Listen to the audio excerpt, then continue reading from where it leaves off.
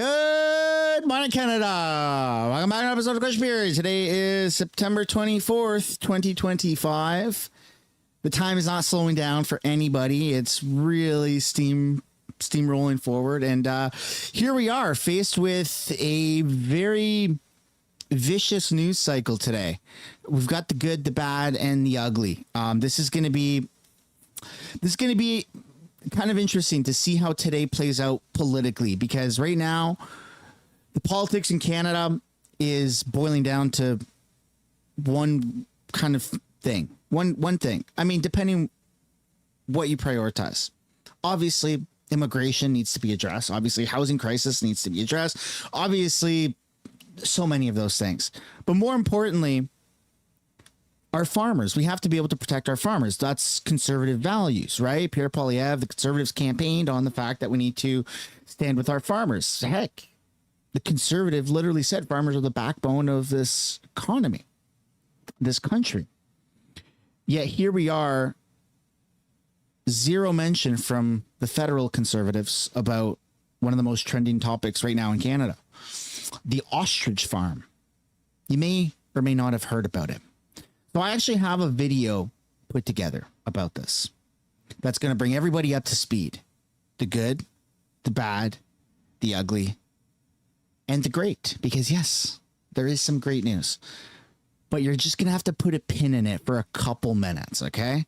Just a couple of minutes, because we're going to get to it. Because there's a huge announcement about it. But first, we got to do the due diligence and say, if you haven't yet already, I'd like for you guys to take the time right now to hit the like button on the stream and subscribe to the channel. It does really help grow. I don't just say that to be annoying. I say that because it's true. 60-70% of people watching this channel are not subscribed yet. You guys keep coming back for more. So just do us all a favor, subscribe, hit the like button. Let's move on with our lives. We got a few things to take a look at in the news first. I know you're like, oh man, now that you said ostriches, I want to know. There's nothing I can do about it. It's on a time restraint. The video's uploading right now. So we got a couple minutes to kill. Let's take a look at this, because this is getting crazy out there, okay? Starting off with this article right here. RCMP charge an RBC employee for accessing Carney's personal data. Well, I don't know who thought that would have been a good idea to do, but that was silly. Shouldn't have done that. The RCMP charged a 23-year-old RBC employee for accessing the personal data of Prime Minister Mark Carney. Ibrahim El Hakim was arrested in July.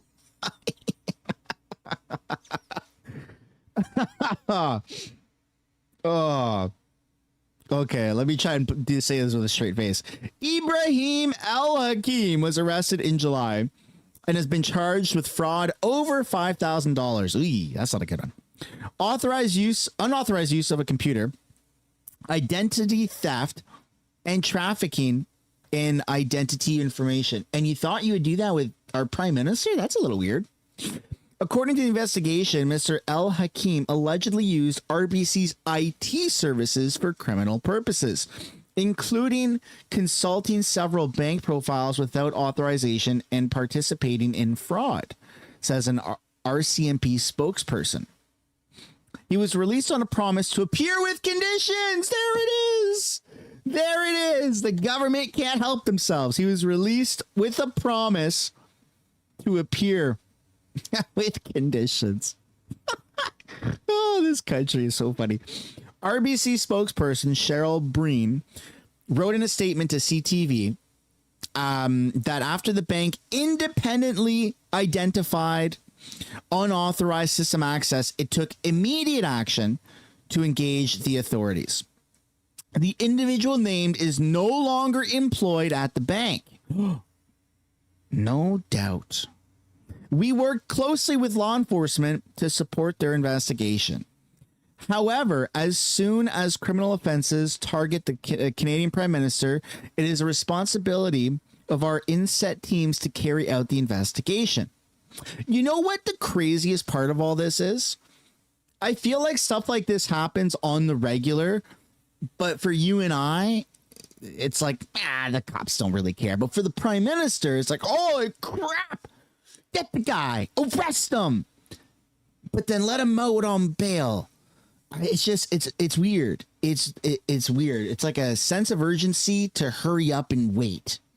You know, I've heard that like my entire time in the military, my entire career in the military. Hurry up and wait, hurry up and wait. And we're seeing it now in the civilian world. And it's just, it's mind blowing. It really is. Then you've got Prime Minister Carney expects constructive trade talks with China to deepen. Yeah, they're going to deepen the trade talks with China because China's the good guys, I think, apparently, according to the liberals. Prime Minister Carney said that he had constructive trade talks with Chinese Premier Li Qiang and expected the dialogue to deepen over time as both countries seek to navigate a way out of a tariff conflict. So everything deteriorated after Canada imposed tariffs on imports of China-made electric vehicles. Yeah, we have 100% tariffs on Chinese EVs. This is correct. In June, Chinese premier told Carney in a phone call that there were no deep-seated conflicts of interest between the two countries. There is some alignment on tariffs with the United States, and I will highlight particularly in the steel sector, where we've been very clear in the approach that we have taken. And we had an open discussion with the premier and our Chinese colleagues about that and the reasons for that, Carney told reporters Tuesday. Carney and Lee also discussed agriculture and agri-food products such as canola and the seafood and electric vehicles. Okay, rapeseed meal prices fell today following the China-Canada talks, with the market expecting positive signals to help restore China-Canada canola trade. Those discussions will deepen. I will expect at the appropriate time to be meeting with President Xi Jinping, but continuing this dialogue with the premier, he said.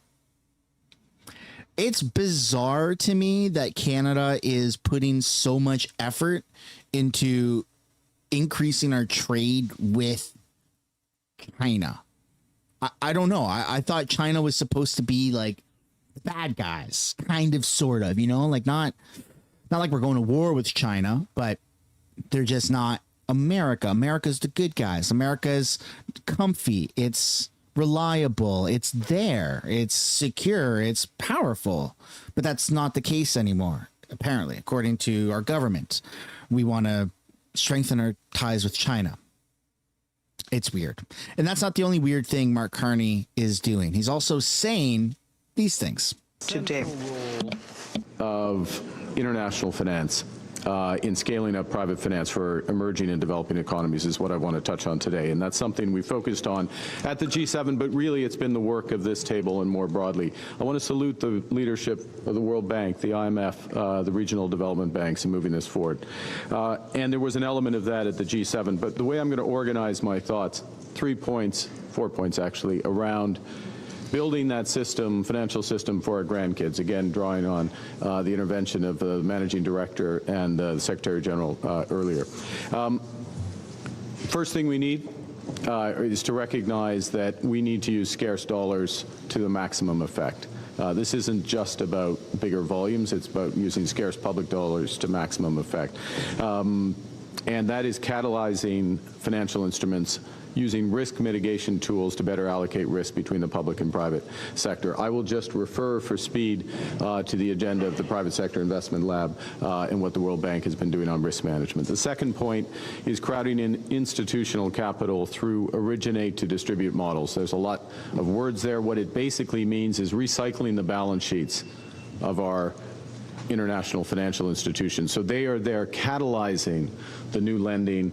Once it matures, it's parked off to other holders that can hold it for the long term. And it's all about action, new action at the MDBs. The third point is strengthening the structures, processes, governance of the institutions to put it into plain words, the shareholders should be looking at key performance indicators that are directly tied, of course, to the Sustainable Development Goals, but also absolute volumes of capital that are moving. And in some cases, it's not about lending. It's actually about technical assistance. It's making capital flow possible. So all of those activities that catalyze in flows towards the SDGs. I will reference the work that has been done and needs to be completed on a cross-border carbon market, which could close 1/3 of the climate finance gap between now and 2035. And I will also just associate myself with the the framework that President Ramaphosa did outline for the G20, which is more comprehensive than what I've just said. Last point I'll make is that at the G7, there were a few instruments that were launched that build on some of the general points that I just made. Billions of dollars in new financing through the IADB and the Caribbean Development Bank, and a structure where a number of countries came together called SCALE, which is Scaling Capital for Sustainable Development. The point of this, it's measured in billions, but really the point is it's a template. It's a template for putting in place those general points that I made. It has, as its name suggests, an ability to scale. And if I may close on this, Chair, there is an enormous gap. We know that. But the gap in terms of financial technology and the solutions has closed. The question is whether we're going to deploy them and scale. Thank you very much.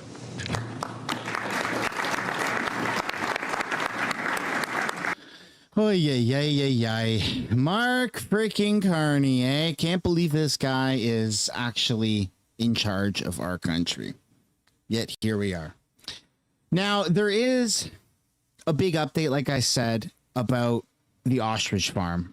For those that are not in the mix, in the loop of what's going on with the Ostrich farm, I prepared a video. I actually literally right now just released this on my main channel, Mr. Sunshine. Right now, just got uploaded. But what we're going to do is we're going to watch it here. You guys ready for this? For those that are not following, for those that are following, this is everything you need to know about the Ostrich farm. Put together for you. Canadian government and Canadian authorities just continue to disappoint Canadians. There is an ostrich farm that has about 400 healthy birds that is at risk of losing everything right now. It's a research farm, not a meat farm. And it's just insane what's going on. So you've probably maybe heard about it from somebody or seen something on Facebook or X. I'm going to compile everything in this video so you know the good, the bad, the ugly, and now the interim great news. I last went to the ostrich farm in May, and I posted a video about it on YouTube, and it got completely censored. This is me in the ostrich farm upstairs, ostrich sheriff, getting my ostrich sheriff badge. And I'm going to explain right now in this video, sitting here with Katie, who's the farmer's daughter, and she's going to kind of catch you up to speed for those who don't know what the heck the ostrich farm is even really about or what's going on. Farmer's daughter, and I'm going to give you the microphone right now so you can explain what's going on and where people can find this farm. All right. Well, everybody can come to 301 Langill Road. That is Langille Road. And we have an open cull order on all of our 400 animals that are absolutely prehistoric, healthy, and happy, and they are resisting giving us any new testing. So we are gathering here to support our family and support these animals and give them a layer of protection that they deserve. So I've spent a good amount of time here already, and we're about to watch some of that footage leading after this little talk, but just give a little lowdown as to the vibes here. Is it very friendly? What can people expect upon showing up? People can expect kindness, positiveness, hugs all around. We have a fire always going. We have food that is being prepared prepared during the day for everybody to eat. We're sharing stories, and we're here encouraging one another, but supporting the long-term effects of what this culling would mean. Stamping out around the world has gained a huge backlash right now because we're stamping out natural immunity, and everybody's gathering to protect our farmers across the world as this gains global traction. That's what this is about. It's about protecting the farmers. Yesterday it's ostriches, today it's ostriches, and tomorrow we don't know what it's going to be. So people are gathering right now to show support for saving the ostriches. Save our ostriches. SaveOurOstriches.com. You can go there to find out any more information about us and previous videos that we've done if you want to find out more. But please, it is an SOS to the world to come together right now and become unified, create the change that we all deserve, and together it is possible. And so this ostrich farm is not a meat farm. It's a research farm where they study ostrich antibodies. Then they've actually worked with, I believe, scientists from other countries, and the government wants to shut it down because of avian flu. Now, there was a breakout that took place. One bird died last December of 2024. Since then, no birds have been unhealthy, and the CFIA, the Canadian Food Inspection Agency, refuses to do any testing of these birds right now. None at all. They just want to get rid of the entire flock because. And so you've had, as you can see in this video, you have like hundreds of people that have been showing up and parking here, camping here, standing with the ostriches. Okay. Now, before you get into like the whole vaccine debates, the World Health Organization actually encourages the study of ostrich antibodies to fight things like the coronavirus. Figure it like that's crazy, right? So this shouldn't even be a political thing. And in terms of the politicization aspect of this, nobody from the left, nobody from the right at the federal level in this country is trying to do anything about this. Every single politician at the federal level has stayed absolutely silent, which is very disgusting. But we're not here to overly politicize it. We're here to take a look at what is actually going on with the ostriches. So that was back in May. Let's fast forward to, since then they've been harassed by the CFIA, different government agencies. They've been, waking up every morning thinking, is this the day that the flock is going to die? That's like a lot of stress to live with. Okay. So this is what things really started to ramp up a couple of days ago. Let's take a look now at Rebel News' coverage.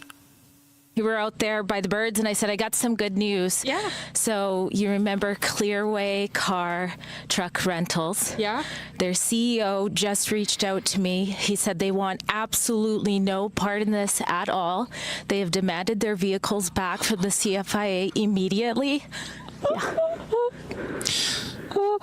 So people have been putting pressure on all of the different organizations that are supposed to be involved, because to get rid of 400 massive ostriches, you need to hire the hitmen. You need to also hire the truck rentals to be able to do all this. You need to bale a bunch of hay to get the ostriches off of the property. And we're going to be taking a look at that in a few moments here. And so everyone that's been affiliated with this process has gotten the contract, realized through public pressure, through social media pressure, through hundreds, if not thousands of people making phone calls and emails to these companies saying, you're murdering healthy birds, this is wrong.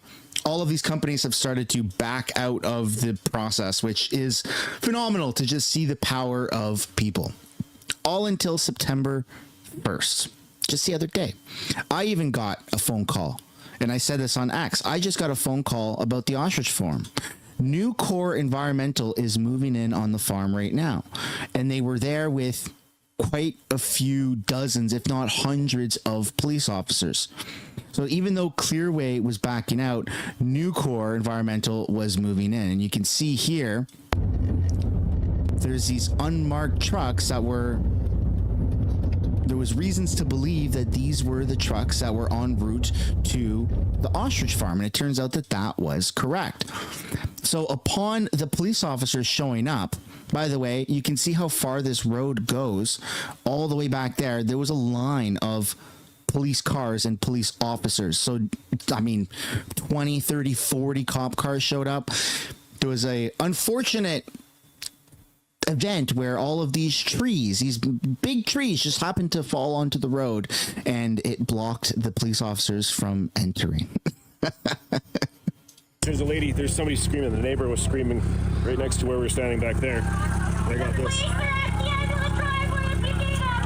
There's a man running out of her house with a jerry can. What? Out of her house. Wearing all black. Got a mask. So this guy's not, he's wearing a mask. And he just sees fire. Who is this? He walks back towards her house. Just 5 minutes ago. Oh my gosh. Did you guys move the jerry?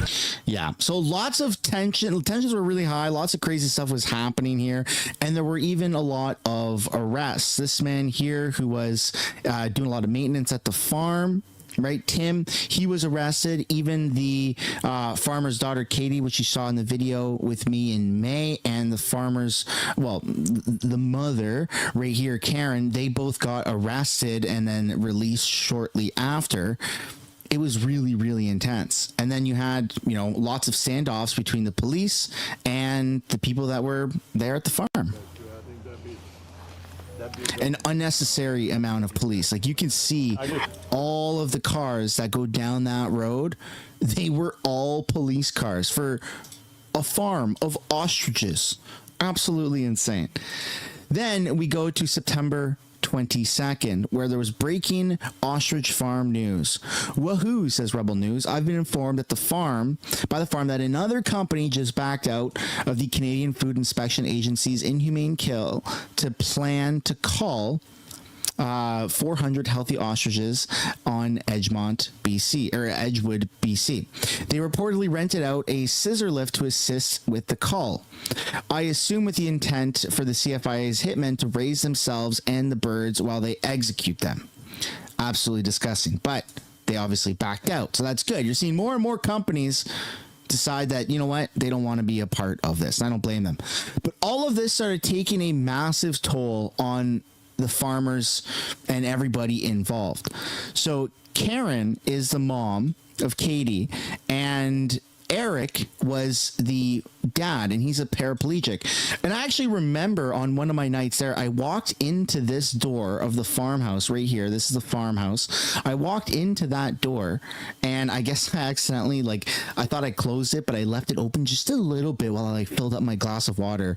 And Eric, I believe, was inside the house, and he turns around and says, "Close the door," because there was a breeze coming in. I was like, "Whoops, my bad." And so it started taking a big toll on him, right? All of the police showing up, all of the screams, the yelling, the tensions, and he had to get evacuated to the hospital because of a health emergency.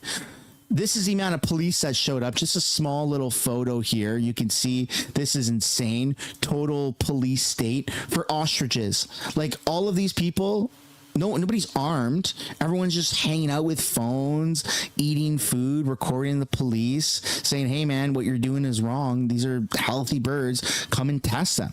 And they brought in a whole militia of police officers.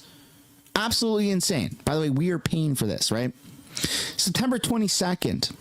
Call is imminent. They cut the power to the property.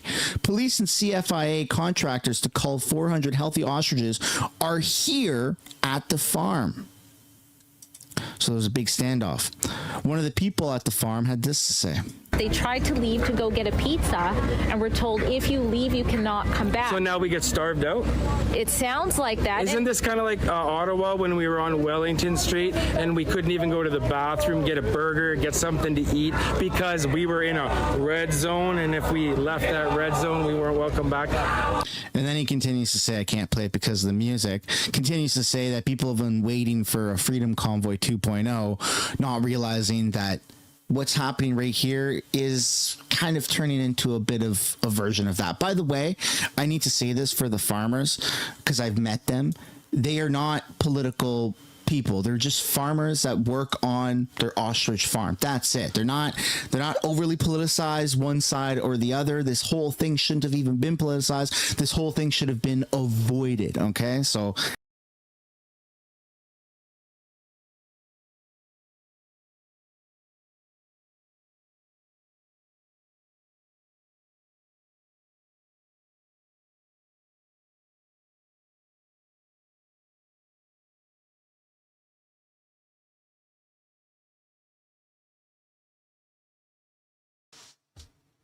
I muted my mic, didn't I? I muted my mic, didn't I? You don't understand how good of things I say when my mic is muted. Did you guys even tell me in the chat that my mic was muted? For crying out loud. Let me see. Yeah, okay, no sound. Okay, you guys did. My bad. So what we were watching was a video that I just posted on my main channel of the ostrich farm, right? And this new news. Since this is a question period channel, we're just going to put a pin in that right now, and we're going to take a look at what's going on in the house. If you want to go watch what happened with the ostrich farm and how they now have orders from the Supreme Court, which has intervened with the police trying to call the entire flock, then you're more than welcome to go and continue the video on your own. But we are going to switch over to question period. But for those that that were looking for the outcome of that, it's towards the end of the video. Feel free to go watch it, but we're going to switch over to question period now. Prostate Cancer Awareness Month. Prostate cancer can be a silent killer, but a simple blood test can save lives. So to all men, my message is for yourself, for your children, for your friends and family, please get tested. I ask that we keep our thoughts and prayers with Mayor Dilkins and his family during this recovery. Hear, hear.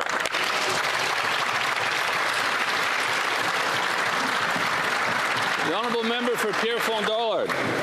Mr. Speaker, this Sunday was the International Day of Peace.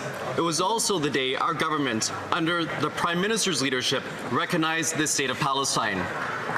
We did this with our allies, the UK, France, and Australia. This was a historic moment. The recognition of Palestine is in full keeping with Canada's long-standing support of the two-state solution. Since 1947, Canadian governments of all stripes have stood by this. Our foreign policy seeks to ensure that all in the region, regardless of ethnicity, faith, or what borders one happened to be born within, can live in peace and security. What is happening in Gaza is gut-wrenching. Children are being killed in the tens of thousands. Families are being repeatedly displaced. Starvation is settling in. The nightmare in Palestine has to stop. We need an end to this war, the release of all the hostages and prisoners. We need peace for Palestinians, Israelis, and all in the region. Thank you, Mr. The Honourable Member for Bull River. Mr. Speaker. Mr. Speaker, just yesterday the Liberals voted to keep the Liberal energy production cap in place, a move that kills Canadian jobs and weakens our economy. This isn't just bad policy, it's common sense ignored. The Liberals are choking off Canadian energy, and the Prime Minister pats Beijing on the back. The regime building 2 new coal-fired power plants every week. The Parliamentary Budget Officer stated the emissions cap will wipe out $20 billion in GDP. It will cost over 40,000 jobs. That's families struggling, communities hurting, and a country falling behind. The emissions cap is a production cap. The Canadian Association of Petroleum Producers stated the emissions cap has driven investment out of Canada. The Prime Minister promised a new era that Canada will become an energy superpower, and what did the Canadians get? Bait and switch, a list that doesn't even include a pipeline project on its national interest list. Albertans know the answer isn't to keep strangling jobs with Ottawa's red tape. It's time to scrap this emissions cap. It's a production cap. And stop killing Canadian energy and revive our country. There's a weird muzzling happening with politicians on the ostrich farm right to a now. man who shaped the soul of Saint Poilievre, a centuries-old municipality in my riding. After more than 30 years of service, including 10 as mayor, Jean-Yves Poirier is ending an exemplary career dedicated to serving his community. Mr. Poirier has made his town his passion. A man of action, he knows everybody, takes an interest in their stories, and shares their joys and trials. Out in the streets, he looks after the well-being of all. Through his approachability and attentiveness, he has embodied the dignity and nobility of public service. Saint Poilievre owes him much more than his municipal achievements. It owes him for having brought together farmers, professionals, seniors, and young families, all united by their sense of belonging to their community. Your dedication, Mr. Poirier, will remain engraved in the memory and hearts of generations to come.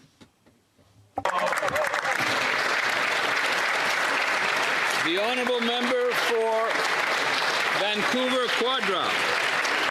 Mr. Speaker, as we continue Gender Equality Week, I want to echo the words of the chair of Women's Caucus that every 48 hours in this country, a woman or a girl is killed, often by an intimate partner. And unfortunately, another stat is that Indigenous women and girls are disproportionately a part of that statistic. 30% of them are Indigenous women or girls, when only 5% of them make up the population of Canada. The crisis of missing and murdered Indigenous women and girls remains a national tragedy, tearing families apart, communities grieving, and families shattered. The tragedy is compounded by systems that have far too often abandoned them. And today, I think back to my own community for thousands of years of Musqueam, where women were the matriarchs, they were the decision makers, they were the ones we looked to in times of need, in times of crisis. And as a father of a young Indigenous girl, I'm so happy to be here in this house. She's here on the Hill with me today, seeing 104 women that she can look up to strengthen her for the future of this country. Thank you so much.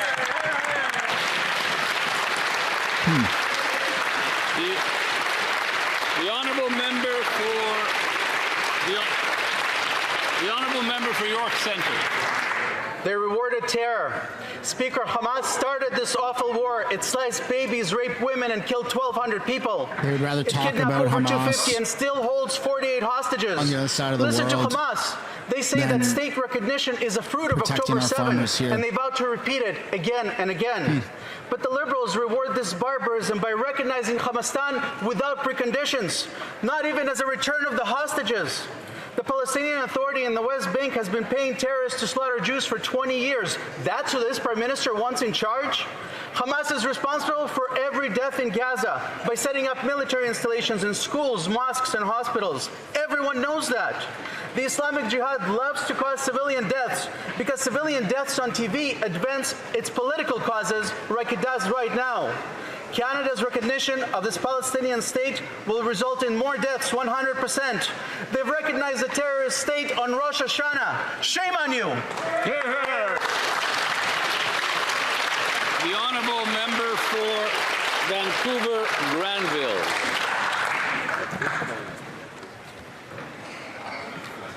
Mr. Speaker, this summer was truly an incredible season across the riding of Vancouver Granville.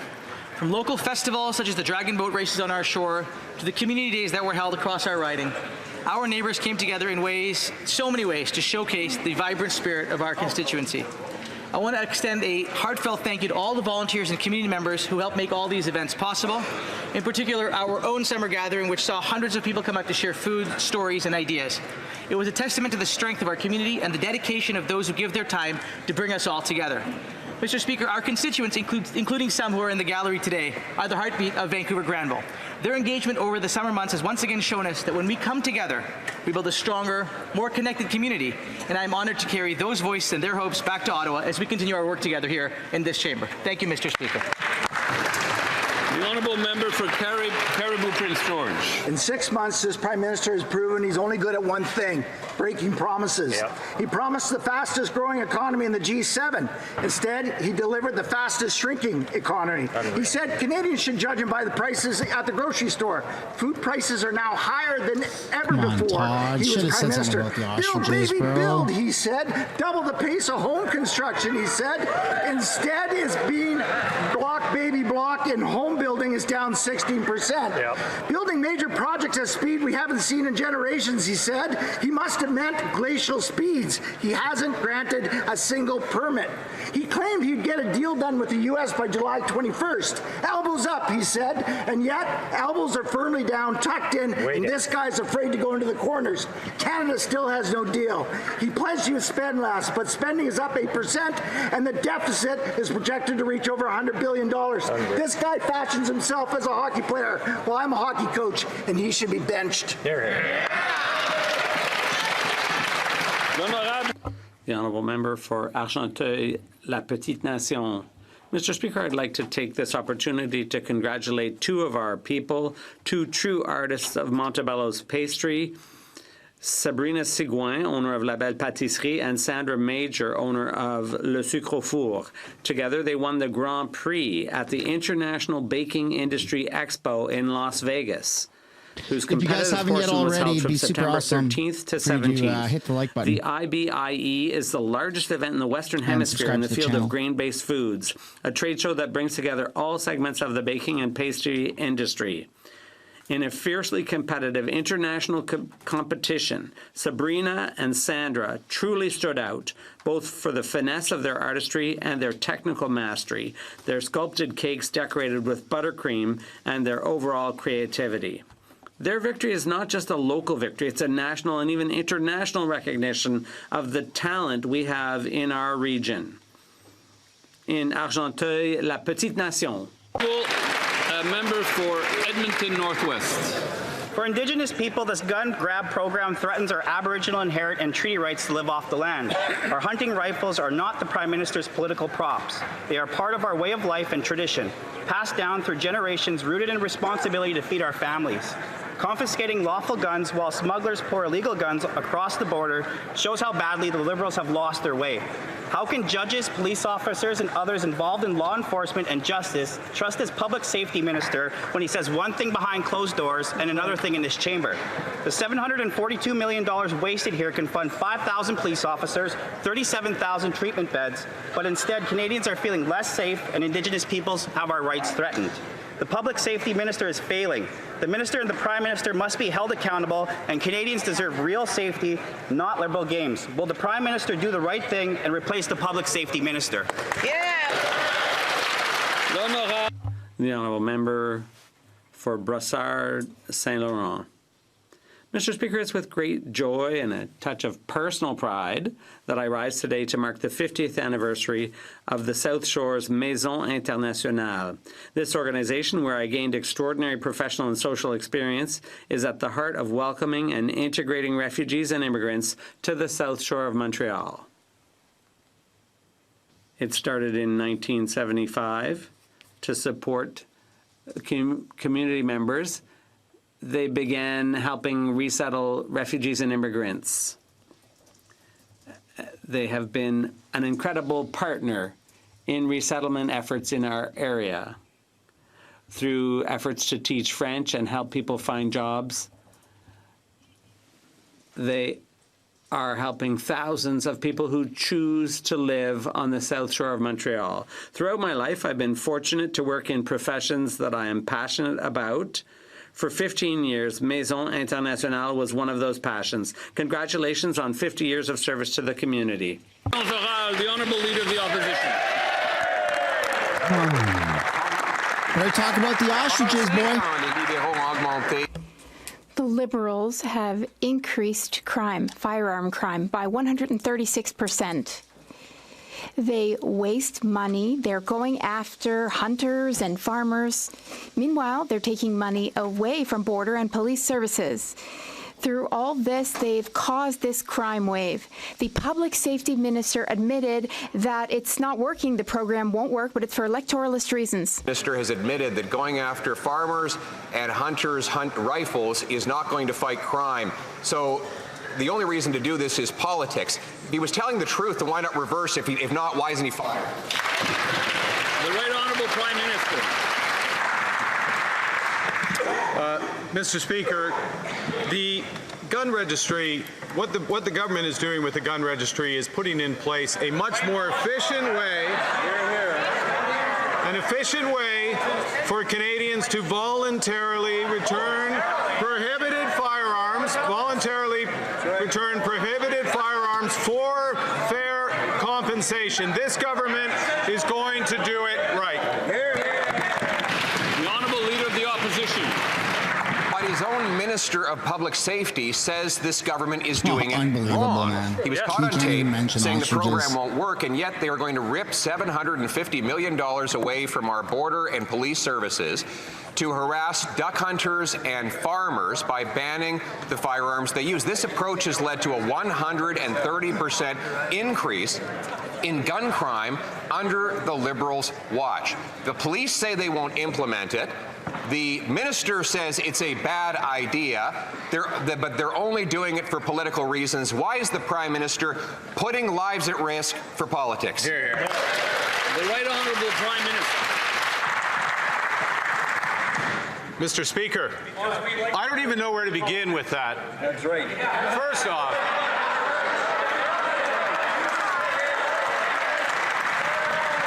I don't know where to begin because of all the misrepresentations in that intervention. That's right. The person who's putting lives at risk is the leader of the opposition who's voted against every single piece of gun legislation. What the Minister of Public Safety is doing it right. He's correcting an inefficient system to provide Canadians with fair... The Honourable Leader of the Opposition.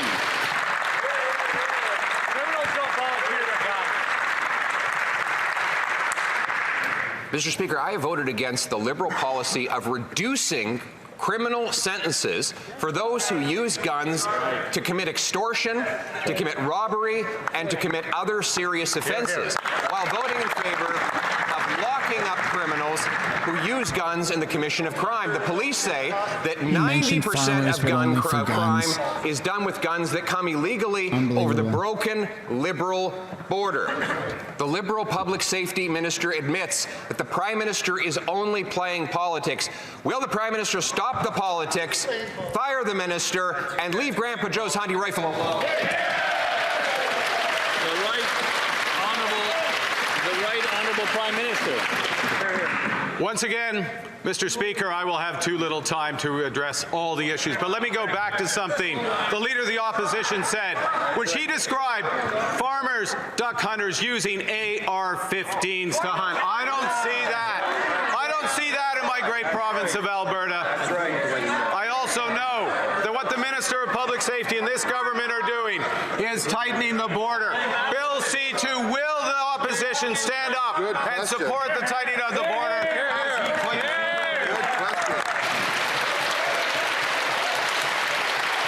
Man, this is so disappointing to see. And the Prime Minister just admitted that he doesn't even know what his gun ban applies to. For example, this gun ban applies to 10 and 12 gauge shotguns, which are used by the great people of Alberta and all Canadians for duck hunting. It applies to 70 22 caliber firearms that are used by almost every farmer to go after gophers. Will the Prime Minister stop wasting money banning gopher guns, read his briefing notes so that he knows what he's talking about, and fire that incompetent minister? Since we're talking about firing, I think Pierre should resign as leader. The Right Honourable Prime Minister. This is the only thing he's good at. Mr. Speaker, what this government is doing is providing fair compensation for Canadians to return illegal firearms, illegal assault rifles, and what this government is doing is proposing the biggest tightening of our border in our nation's history. We want the support of the opposition to make sure that. That's a very good point. The Right Honourable Leader of the Opposition. He has absolutely no idea what guns he's banning, Mr. Speaker. He's banning 22s. These are known as farmers' guns to go after gophers and other pests. One of them is even called the plinkster, because that's the sound it makes when it bounces off a pop can. The Prime Minister is wasting precious border and police resources, harassing farmers, banning duck hunters, when real gun crime rages in our streets. Once again, will he pick up a briefing note so that he knows what he's talking about and go after the real criminals? The Right Honourable Prime Minister.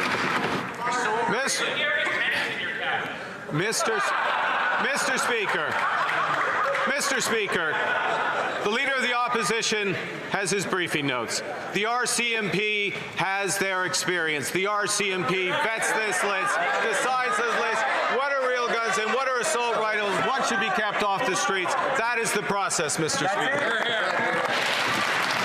The Honourable Leader of the Opposition. Mr. Speaker, the Prime Minister's knowledge bank on this subject is now depleted, so we'll move on to something else. The subject of food prices. Prime Minister said that he would be judged on the prices at the grocery store. Well, the verdict is in. Food prices are rising 50% faster in Canada than in the U.S., almost double the Bank of Canada's target. The Daily Bread says there will be 4 million visitors to Toronto food banks, a doubling over 2 years ago. And yet the Prime Minister has 3 grocery taxes in place and going up while people line up at food banks. Will he stop taxing food so Canadians can afford to eat? Hear, hear. The Right Honourable Prime Minister. Mr.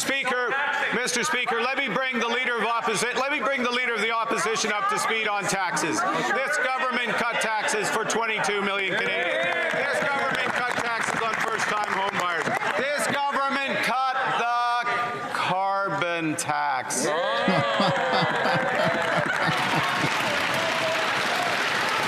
Pierre's smiling because he knows he's an absolute idiot. The Honourable Member for Belleuil-Chambly. Mr. Speaker, the Prime Minister will, of course, have read his government's factum filed with the Supreme Court of Canada against state secularism in Quebec in the context of the notwithstanding clause. He will have read it, surely, and his Attorney General signed it. This Prime Minister solemnly swore that he would help Quebecers. He asked for their support. It suggested in the factum that we might use the clause to bring back slavery or take away women's rights, take away their vote. Does the Prime Minister believe any of that? The Right Honourable Prime Minister. Mr. Speaker, what protects Canadians and Quebecers, men and women, young people and older people? What protects us all is the Canadian Charter of Rights and Freedoms. It is the Government of Canada's responsibility to defend the Charter.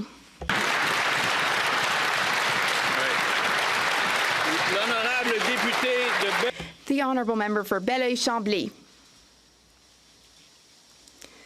I want all Quebecers to see all these Liberals rising to collectively insult them. I'd like the Prime Minister to explain to me why, in his factum, he felt it was necessary to mention that Quebec might possibly bring back forced labor, slavery. There's also mention of racism. I'd like the Prime Minister to explain to me why Quebecers who live in the most progressive society in the Americas would bring back summary executions and death sentences. Why would he allow such insults to be written? The Right Honourable Prime Minister. Mr. Speaker, there is a charter. There is a Charter of Rights and Freedoms. These are the rights and freedoms of Quebecers and of Canadians. It is the Government of Canada's job to defend it. The Honourable Member for Belleuil-Chambly. Mr. Speaker, there's also a constitution. It was imposed on us and includes the notwithstanding clause, which we have the right to invoke. The government is opposed to the clause, and they have also leveled incredibly insulting criticisms at Quebec and at other Canadian provinces. Will the Prime Minister do the only decent thing, which would be to withdraw the factum and to apologize to Quebecers? The Right Honourable Prime Minister. Mr. Speaker, the government will not backtrack. We are defending the Canadian Charter of Rights and Freedoms. As for invoking the notwithstanding clause, that decision is up to the Supreme Court of Canada. Member for Dufferin-Caledon. What do you call a person who says one thing in public and then the exact opposite thing in private? Because that's exactly what this public safety minister did. He conservatives? called the Liberal $750 million gun buyback a politically motivated scam. His #1 job is to keep Canadians safe. Violent crime is up, gun crime is up, and 90% of gun crimes, police say, come from illegal guns. His main plan he calls a scam. This is stunning incompetence. Why hasn't he been fired? Why haven't the Conservatives mentioned anything about the proud to ostriches? launch the assault-style firearm compensation program in Nova Scotia. We look forward to expanding it across Canada. This is part of a broader plan to ensure that our guns are off our street. It includes changes to the criminal code. It includes resources at the border, $1.3 billion investments at the border. And Mr. Speaker, Bill C-2 is right in the House today. I invite the party opposite to support us so that we can get that through Parliament. The honourable member for Dufferin-Caledon. Except in a private conversation, this minister said the exact opposite thing. He called the Liberal gun buyback a politically motivated scam. Now imagine what could be done with this $750 million. How many police officers could be hired? How many border officers could be hired? How many scanners could be purchased to find the illegal guns coming in from the United States? And yet he's doing nothing. He's pushing forward with his politically motivated scam. Canadians deserve better. They deserve to be safe. This is staggering incompetence. Why won't the Prime Minister fire him? The Honourable Minister of Public Safety. Mr. Speaker, staggering incompetence is when you think that AR-15s can be used for hunting and for farming, Mr. Speaker. We have brought forward a very important plan in Nova Scotia. We look forward to expanding it across Canada, Mr. Speaker. We look forward to doing that in the near future. We're going to be investing in 1,000 new RCMP as well as 1,000 new CBSA officers, Mr. Speaker. We will ensure that our borders are safe and guns are off our streets. The honourable member for Barrie South Innisfil. 600 foreign nationals with criminal convictions are roaming around Canadian cities. More than half are on the CBSA's wanted list, and their whereabouts are unknown. Over 70% of these non-citizen criminals have been convicted of serious crimes, including sexual assault. The Public Safety Minister has one job, and that's to keep Canadians safe. On this and many other issues, he is failing miserably. And it's really hard to believe that the Prime Minister just yesterday said he has confidence in the minister. Why won't he fire this minister? Because not doing so calls into question the Prime Minister's judgment. The Honourable Minister of Public Safety. Mr. Speaker, this year the Canada Border Service Agency has removed over 20,000 people, Mr. Speaker. This is one of the largest removals in Canadian history. CBSA will continue to do his job, Mr. Speaker. We will ensure that we're hiring another 1,000 new CBSA officers to strengthen the border and to ensure enforcement, and we will continue to make sure that our borders are safe. And we will, at the same time, ensure that guns are off our streets, Mr. Speaker. The honourable member for Barrie South Innisfil. He can't find them. He can't find the 600 serious criminals who are non-citizens who should be deported but are roaming the streets of Canadian cities. The minister had the entire summer to come up with a plan to find these convicted non-citizen criminals who've been convicted of crimes like sexual assault. He lost them, and he can't find them. My question through you to the Prime Minister, if this level of incompetence happened at Brookfield, would he still have the confidence in that person, or would he fire them? The Honourable Minister of Public Safety. Mr. Speaker, this year the Canada Border Service Agency will be removing 20,000 people who are not eligible to be here, Mr. Speaker. This is one of the highest in recorded Canadian history. We will continue to strengthen the border. We will continue to remove those who are not eligible to be here, Mr. Speaker. We will also be investing in 1,000 new CBSA officers, along with 1,000 new RCMP officers to make our borders stronger. The honourable member for Windsor West.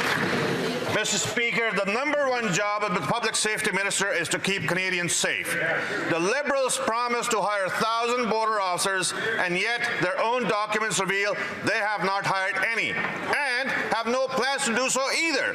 This will result in more guns and fentanyl being smuggled across borders like Windsor and Sarnia.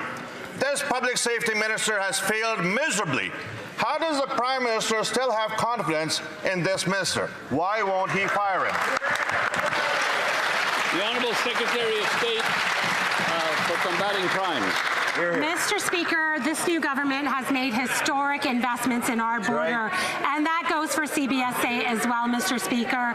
We are in the process of starting to hire 1,000 new personnel for the CBSA and 1,000 new personnel for the RCMP. We're going to do the work necessary so that guns do not get into Canada.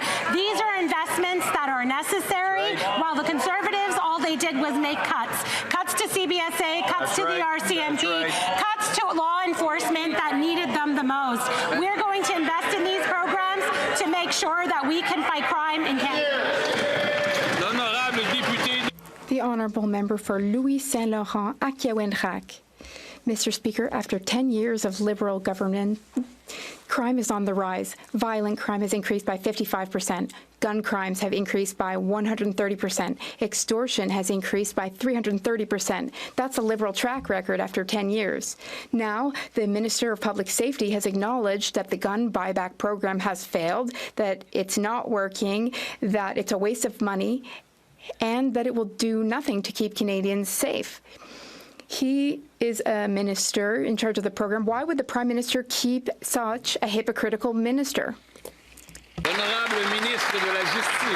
Honourable Minister of Justice. Mr. Speaker, it's difficult to accept criticism of the Conservative when it comes to issues of crime, given their complete lackadaisical approach when it comes to protecting Canadians against gun violence. When you look at their record when they were last in government, they eroded investments at the border that makes it easier to have guns illegally smuggled into this country. At every opportunity, they have voted against measures that take assault-style weapons off our streets. Mr. Speaker, we have put measures in place that ban the kinds of weapons that have used to kill RCMP officers in Moncton, that have killed people during the École Polytechnique shooting, and that will potentially kill people going forward. We need to take gun crime seriously. I wish that... Oh my goodness. The Honourable Gun Member crime for is not Louis Saint Laurent, committed Akiawenrak. by law-abiding gun owners. Mr. Speaker, the Justice Minister should use his words to try to convince the Public Safety Minister, because he doesn't seem to believe that the gun buyback program works at all. That's $750 million, which will not be used for the right things. The minister himself said it. Why is the Prime Minister keeping that minister in position? How can the Prime Minister tolerate having a minister who privately acknowledged that the program doesn't work? He believes the exact opposite of what he's supposed to believe. The Honourable Secretary of State for Nature. Mr. Speaker, I survived the Polytechnique attacks. 14 women lost their lives. Then, one of the largest petitions ever was tabled in the House of Commons. Women were calling for the removal of assault-style guns from our streets. Now, over 70% of Canadians, even in rural areas, want these guns taken off our streets. This is not about hunting rifles. This is about rifles that are designed to kill. We promise to do this, and we will. Oh my goodness. The Honourable Member. The Honourable Member for Repentigny. Mr. Speaker, there's a saying that when the United States sneezes, Canada catches a cold. That must be why, as Donald Trump rants about climate change at the United Nations, Canada is turning against climate action through Bill C-5. 250 municipal councillors joined forces to call on the Prime Minister to build the country up rather than burn it down. They're demanding that major projects under C-5 promote public transit and energy-efficient housing and more, not that they promote oil and gas. Will the Prime Minister and the government listen to mayors or to Donald Trump? The Honourable Minister of Environment and Climate Change. Mr. Speaker, if he had been listening yesterday and the previous days, he would have heard our Prime Minister at the UN talking about climate change and how Canada has been and will continue to be a leader in fighting climate change. We are doing good work, we're doing the right thing, and I hope that he will support us. The Honourable Member for Repentigny. Mr. Speaker, the 250 municipal councillors remind us that climate change is all too real. This summer alone, 95 municipalities experienced dangerous quality air. 54 municipalities experienced forest fires. 37 experienced evacuations. 29 experienced extreme heat. To quote the mayor of Montreal, we must build up our economy by moving as far away as possible from the development of fossil fuels. Do the Liberals understand that rather than promoting oil and gas, we must move away from them? The Honourable Minister of Environment and Climate Change. Mr. Speaker, I get the impression that the Bloc member across the way did not listen to the right speech. Had he listened to our Prime Minister's speech, he would understand that we take the fight on climate change very seriously. We will continue our good work. We want to build up a strong country. We will continue to work toward that. Thank you. Foothills. After 10 years of Liberal mismanagement, Canadians can't afford to put food on the table. In August, food inflation outpaced overall inflation by 84%, and food prices have gone up another 3.5%. But it was this Prime Minister who told Canadians he would be judged by the cost of food. Well, it's now Canadians who are paying the price for 10 years of Liberal photo ops, higher inflation, and breaking Canadian promises. Was this the Canadian dream that the Prime Minister promised, a country where Canadians can't feed their families? The Honourable Minister of Jobs and Families. Mr. Speaker, do you know what the best predictor of future behavior is? Past behavior. That's right. And Canadians have watched. So cheer that on because of the Liberals.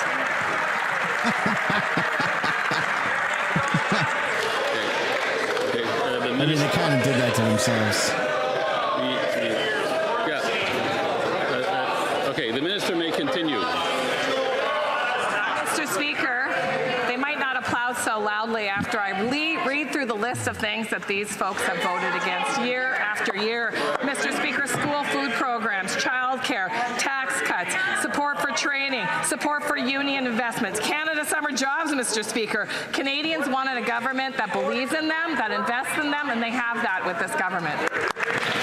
The honourable member for Foothills. Well, let's look at the past record. Justin Trudeau promised to Canadians that he would lower food prices by Thanksgiving of 2023. Never happened. This Prime Minister told Canadians that he should be judged by the cost of food at the grocery store. Well, judgment has been rendered. Beef is up 33%, grapes up 22%, coffee 24%, and now we have apple farmers raising the alarm with the sharp increase in theft of their product because Canadians can't afford the grocery store. How many people and how many families are going to be forced to the food bank before this Prime Minister admits Canadians he broke his promise? The Honourable Minister of Jobs and Families. Well, if there is a silver lining, Mr. Speaker, it's that I see some promise and perhaps that member supporting the budget that will be tabled very shortly this fall, where we will propose ambitious investments in Canadians, in Canadian families, in Canadian workplaces, in Canadian unions, in major projects, in our national defense system. Mr. Speaker, I can only hope that Conservatives have seen the light and they should stop voting against Canadian interests. The honourable member for Newtecumseh-Gwillimbury. Mr. Speaker, while the Prime Minister jets around the world shaking hands with dictators and diplomats, Canadians are lining up in food banks in record numbers. He says he wants to be judged by the price of food in grocery stores, but he's too busy seeking approval at the UN to notice how much worse food insecurity is now for Canadians. Food prices have risen 50% faster in Canada than in the United States since March. How many more families must go hungry before he admits he's failed?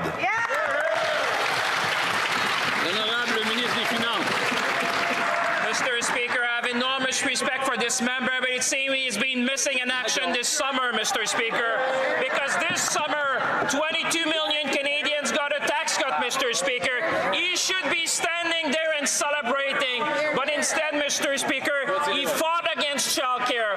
He fought against the Canadian dental care program. He voted against the food program, Mr. Speaker. At every step of the way, the Conservative fought against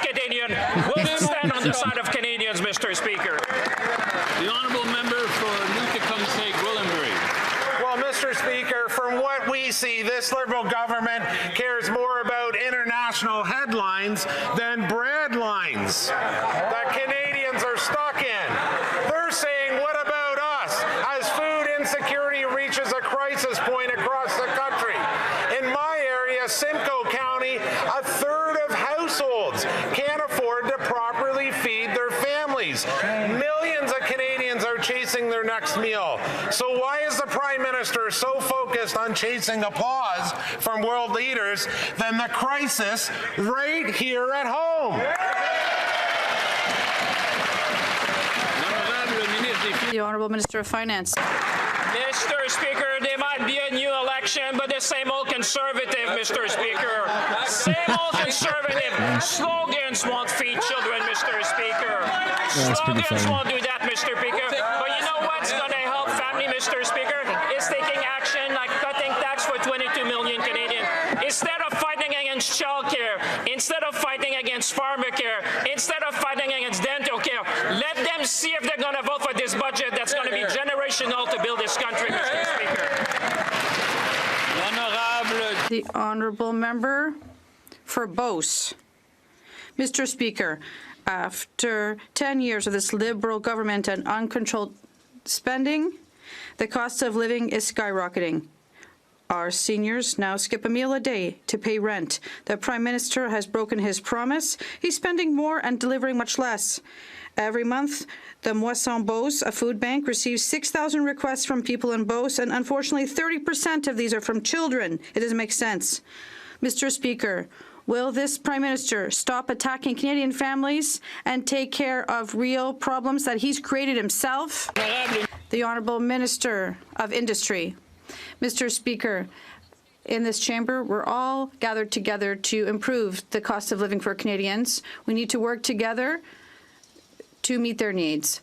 And I'd like to point out to my colleague that last week, the Bank of Canada did reduce its key rate to ensure that many people in Canada, whether it's those who own a home or those who own a company, will finally be able to get a hand to make ends meet at the end of the year. But what I can also say is that we have cut taxes for the middle class and for first-time home buyers. For Richmond East Steveston.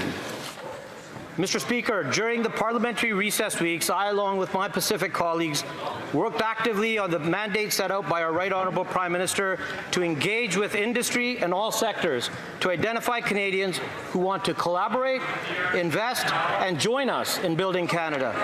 Can the Minister of Energy and Natural Resources please elaborate on how British Columbia is contributing to this nation-building effort and how our economic strategy ensures the needs of everyday citizens, like affordability, job creation, and regional equity, and being met through partnerships and investments? The Honourable Minister of Natural Resources. Mr. Speaker, I thank the member for his question. Canada is undertaking a wartime-like effort to retool our economy and advance projects of national interest, including projects in British Columbia like the LNG Canada Phase 2 and the Red Chris mine, which will generate significant benefits for First Nations communities. I'd also like to let the member know that under the One Project, One Review, we are advancing projects like the new Silissum LNG export facility, led by the Nisga'a Nation, which will also have a pipeline associated with that project. The honourable member for Middlesex London. Speaker, the Prime Minister said that Canadians would judge him by the costs at the grocery store. Well, the Liberal record holds that food bank use is up 142% since 2015, and the Daily Bread Food Bank expects 4 million visits in 2025. Families are cutting meals while costs are climbing and wages stall. He promised he would bring relief, but he didn't bring home the bacon, an item that's up over 20%. So will the Prime Minister stop the bait and switch and cut costs so Canadian families can afford to eat? The Honourable Secretary of State for Seniors. Speaker, seniors who built this country should never have to choose between paying for groceries or heating their homes. That's why our government has homes faster. We've introduced dental care, and more than 2 million seniors are already signed up to get benefits. We're building an economy that works for everyone. Let's be clear, Conservatives have a record of pushing the retirement age higher, cutting benefits, and leaving seniors behind.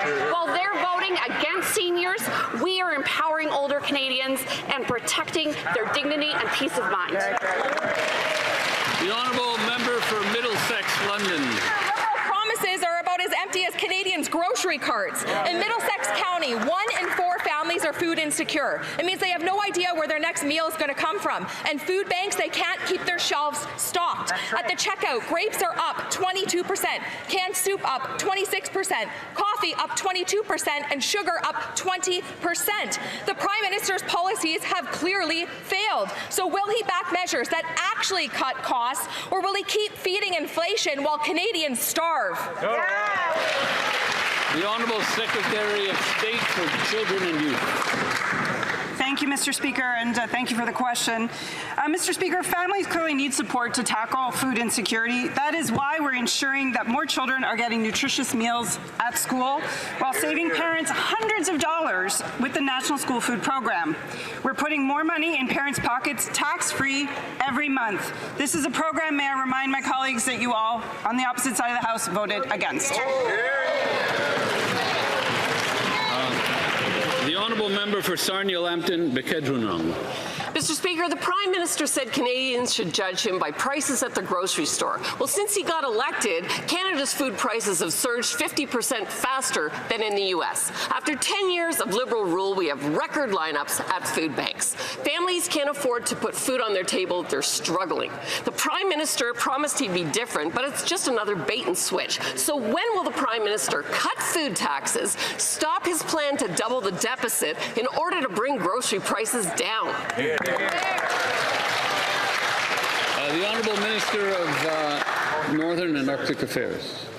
Mr. Speaker, Nutrition North is showing real progress with results that are reaching more Northerners every year.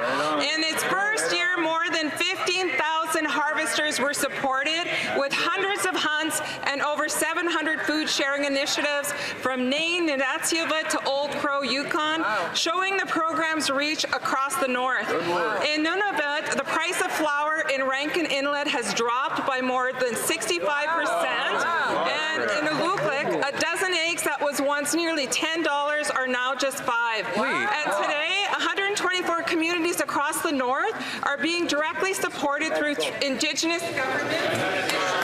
The honourable member for Calgary Centre. Mr. Speaker, after 10 years of Liberal mismanagement, food bank usage in Canada is up 142%. In Calgary, demand for emergency hampers rose another 17% this past year.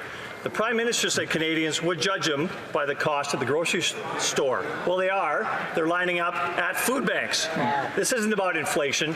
It's about a government that's lost control of affordability, employment, and in the end, human dignity. Yes. When will the Prime Minister stop grading himself on promises and start delivering real, tangible results for Canadians? The Honourable Secretary of State for Sport. Thank you very much, Mr. Speaker. You know, Food Banks Canada does essential work on the front lines, but they also make recommendations for politicians like us for better policies to support Canadians. So I'd put it back on that member. When we had a vote in this House of Commons just not that long ago on a national school food program, he voted against it. Every time we have a policy to support Canadians like $10 a day childcare or dental care, they vote against it. When we bring forward measures to ensure that there's more affordable housing for Canadians, they vote against it. So if you're going to quote the Food Banks Canada report, please read the report and consider some of their recommendations. The honourable member for Calgary Crowfoot. Mr. Speaker, the Calgary Herald reports record demand at the Calgary Food Bank as food prices at the grocery store continue to rise faster than inflation and as unemployment approaches 8% in Calgary. The Prime Minister said he'd be judged by the cost at the grocery store, and the verdict is a scathing indictment of this Prime Minister's performance. When will the Prime Minister stop running out-of-control deficits that are driving inflation, unemployment, and demand at the food bank? The Honourable Secretary of State for Financial Institutions. Mr. Speaker, in the last election, Canadians had a clear choice between a leader with economic and business experience versus a leader opposite that has no economic experience whatsoever. We are laser focused on building a strong economy. We're cutting taxes for 22 million Canadians. We're cutting the GST for first-time homebuyers. Interest rates has just dropped. And we are going to build houses at a scale not seen since the Second World War. Mr. Speaker, it's time for the Conservatives to stop the rhetoric, help us build the strongest economy in the G7. Get on board. The Honourable Member for Quebec-Mactaquac. Mr. Speaker, after 10 years of this Liberal government, Canadians can't afford groceries. Back home, the River Valley Food Bank in Woodstock reports serving twice as many people this time of year compared to last. These increases span every age group, especially seniors. These are our neighbors. They're not just statistics. They're our family members and they're our friends. Can the Prime Minister tell this House how on one hand he plans on tackling inflation and bringing down grocery costs, while on the other hand he's doubling the nation's deficit? How's that even possible? Hear, hear. The Honourable Secretary of State for Labour. Mr. Speaker, every member of this House of Commons cares deeply about the cost of living for Canadians. But there's one difference, Mr. Speaker. There's one difference. On this side, we're bringing forward initiatives and opportunities for real Canadians by building this country, Mr. Speaker. We're going to build big, we're going to build bold, and we're going to build now, Mr. Speaker, with working Canadians. We're going to create hundreds of thousands of jobs, more opportunities for apprenticeship. Mr. Speaker, Conservative voters want this. I hope the opposition gets on board. The Honourable Member who has let our seniors down time and time again. Will this Prime Minister stop doubling the deficit in order to bring down inflation so seniors don't have to skip their meals? That's right. The Honourable Secretary of State for Rural Development. Merci beaucoup, Monsieur le Président. Thank you very much, Mr. Speaker. Point out, Mr. Speaker, I've been hearing the Conservatives complain about food prices, Mr. Speaker, but not one solution, Mr. Speaker. Not one idea, not one iota of support for some of the measures we've taken on this side of the House, Mr. Speaker. So those are empty, hollow words, Mr. Speaker, and my message to the Leader of the Opposition and the Conservative caucus, slogans don't put food on the table, Mr. Speaker. The Honourable Member for Levis-Lotbinière. Mr. Speaker, no one should have to go without food. Yet this week, the media reported stories of seniors who have to skip a meal to make ends meet. Unfortunately, this is the reality of a growing number of Quebec households, which are being hit hard by food inflation twice as high as general inflation after 10 years of this Liberal government. Food banks can no longer meet the demand, and the last budget item that our seniors can cut is their meal, skipping one a day. Is the Prime Minister aware of the financial insecurity of our seniors? The Honourable Minister. Thank you, Mr. Speaker. According to Quebecers, the Conservatives every day seem to find their conscience here in the House, but when they have to directly support seniors and families, all of a sudden their conscience can't be found. When it's time to vote for the Canada Child Benefit to reduce poverty, they vote against it. When we have to vote on a GIS increase for the most vulnerable seniors, they vote against it. When it's time to reduce the age for retirement, they vote against it. We have a serious government that is going to grow our economy to protect seniors. The Honourable Member for Levis-Lotbinière. Mr. Speaker, our seniors suffer in silence from financial insecurity, are also suffering from hunger, and they suffer from unaffordable rents and unexpected cost of illness. The PM can no longer even imagine the situation from his ivory tower. Inflation is eating away at all their hard-earned savings.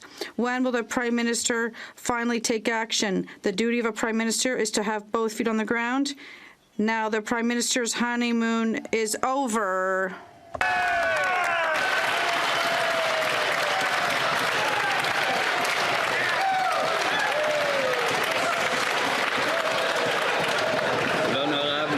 The Honourable Minister. The Honourable Minister Come on now. The Honourable Minister of Government Transformation. We had missed that, this type of performance, but these dramatic effects from the Conservatives don't put food on the tables. They don't to help seniors. And now that Quebecers and Canadians have rejected the Conservative approach of cutting the programs they need, now we can lead an ambitious plan to increase the purchasing power for Canadians with tax cuts for the middle class and to grow the potential of the Canadian economy. And I hope that they will support this ambitious plan. Member for New Westminster, Burnaby, Millardville. Mr. Speaker, young Canadians are facing unprecedented challenges that are affecting their mental health and well-being. All too often, the services they need are fragmented or difficult to access, and they've not been designed with them in mind. Could the Minister of Health tell us what the government is doing to ensure that young Canadians receive the mental health support that they need?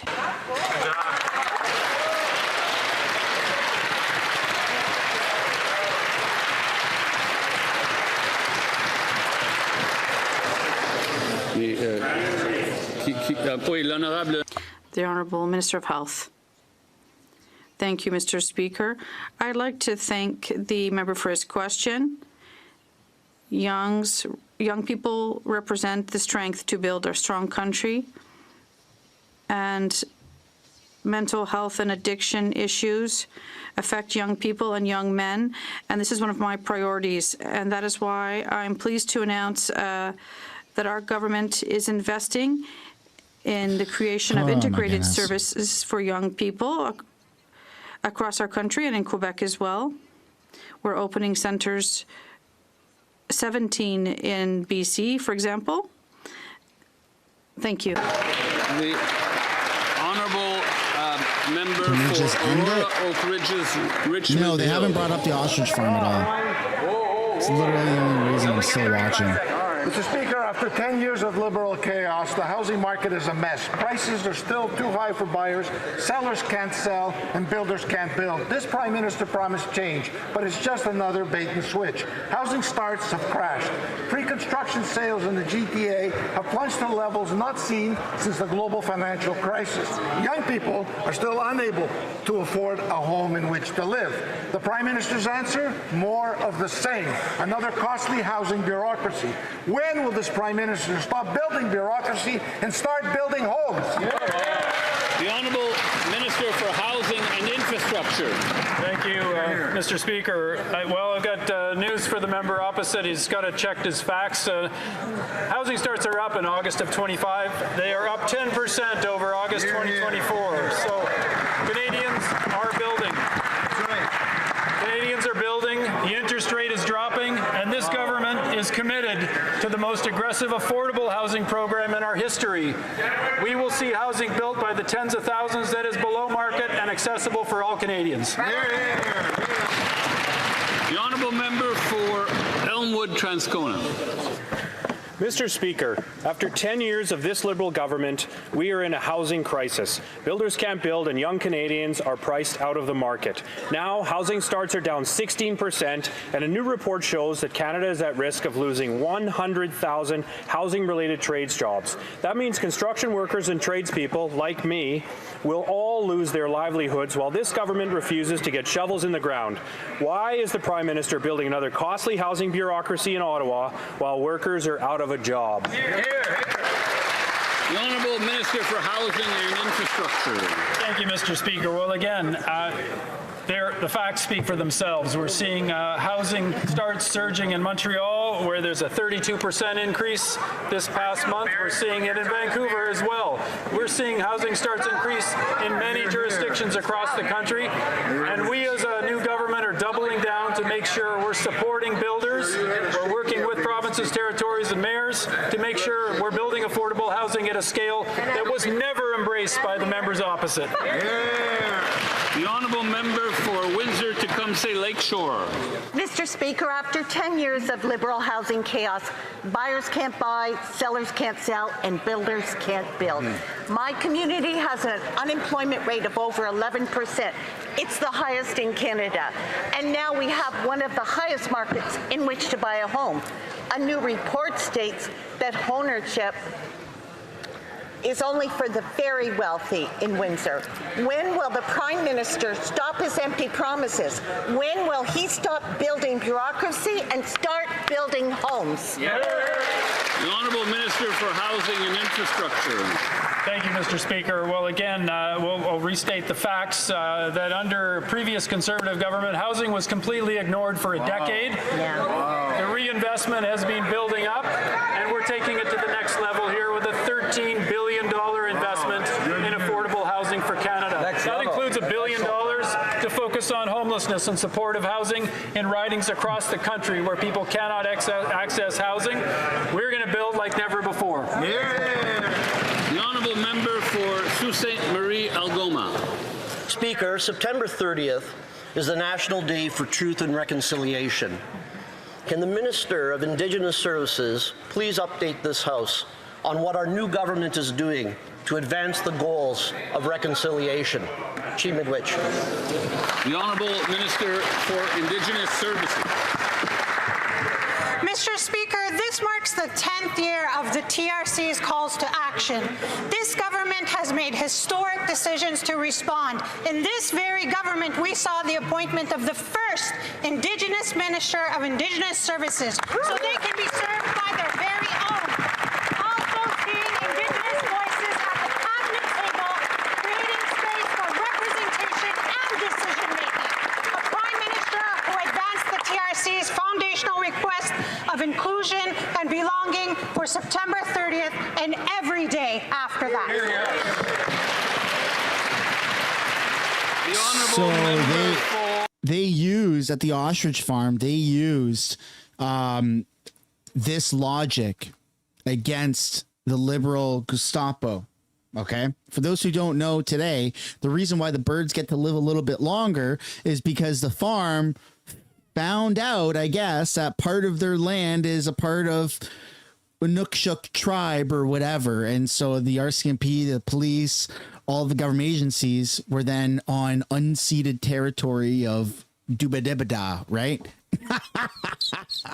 So as much as we want to dunk on the, you know, some indigenous stuff or whatever, it did come handy today. To save the ostriches. Central Rockies. Mr. Speaker, farmers love their animals and would do anything to protect them. The Canadian Food Inspection Agency is planning to cull 400 ostriches in BC because of an outbreak of avian flu. When it comes to animal safety, Canadians expect due diligence and transparency. Canadians are looking to this government to explain why the cull is necessary, but the Liberal government has not posted a public update in over a month. Canadians want to know, why did the Liberal ministers not work with the agriculture sector to resolve this issue? Wow! There's not even there Minister either. of Health. Wow. Mr. Speaker, I want to make sure that this member knows that I am working very closely with the Minister of Agriculture, and the case is now in front of the court, so I won't comment more. The case is in front of the court? Yeah, because they had to do indigenous claims on the land, you stupid fuck. Oh my goodness. Oh my goodness, man. The case is in front of the courts. Bro, that's like breaking news from an hour before you're saying these words, and your literal RCMP police officers have been going and attacking, harassing, and threatening to murder 400 birds. And, we're looking into it. We're looking into it. Oh my goodness. If it wasn't for the people standing up and the thousands of people that have been actively emailing, calling, and fighting back peacefully against the system, there would be no, we're looking into it right now that you can say because you're not looking into it. Oh my goodness, what a crock of shit. And who the hell is this random CPC guy? Why didn't Pierre say it? Good job on the Conservative random dude for saying it, but oh my goodness. The Honourable Member for Vancouver East. The NDP fought fought tooth and nail for the $4 billion investment in the for Indigenous, by Indigenous, urban, rural, and northern housing strategy. Yet 2 years later, the money still has not flowed. Shovel-ready projects are stalled while the housing crisis for Indigenous, Inuit, and Métis people continue to escalate. In creating Building Canada Homes, the Prime Minister is admitting that CMHC is ill-equipped to deliver the much-needed affordable homes that Canadians need. Will the Prime Minister let Indigenous services take over so that they can do what is necessary for Indigenous-led housing providers access to funds to build the homes that the community desperately need? Hear, hear. The Honourable Minister for Housing and Infrastructure. Thank you, Mr. Speaker. Your home is where Go ahead, please. where Sorry. you should feel the safest. And many Indigenous people live in housing that is overcrowded, contaminated, and affordable. But this new Build Better Homes Canada is going to finance Indigenous housing providers to grow affordable housing in community while catalyzing capital for a revolutionary approach to home building in community at a space that we've never seen in the darkest decade of government, the Conservative era.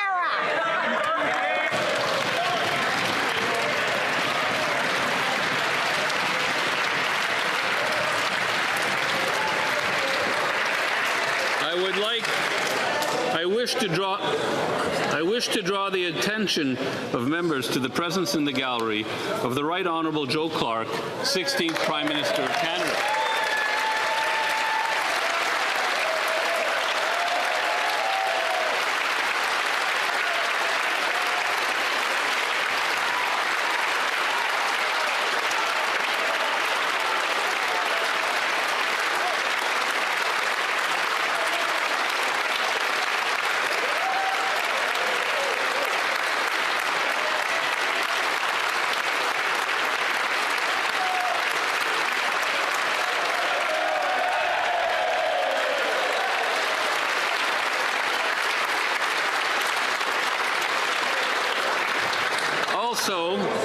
Also, the Honourable Siobhan Cody, Deputy Premier, Minister of Finance and President of the Treasury Board for the province of Newfoundland and Labrador.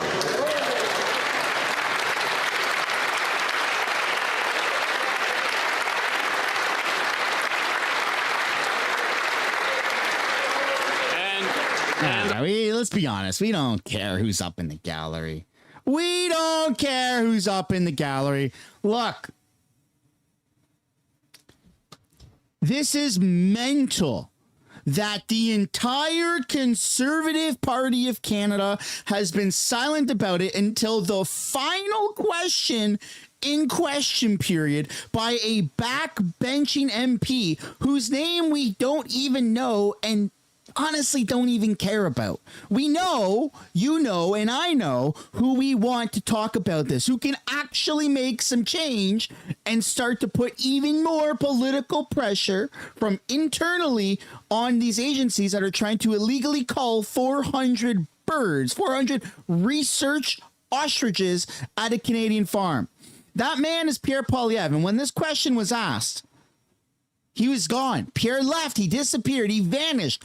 We all make fun of Justin Trudeau and Mark Carney for running out of the house. Pierre Poilievre ran out of the house too. He's gone. You know where he went? I don't know, but I can only speculate that he went to look at internal polling to see if it made sense, if it was safe enough for him to talk about the ostriches, because the Conservative Party of Canada is a bunch of pussies. See you all same time tomorrow for question period.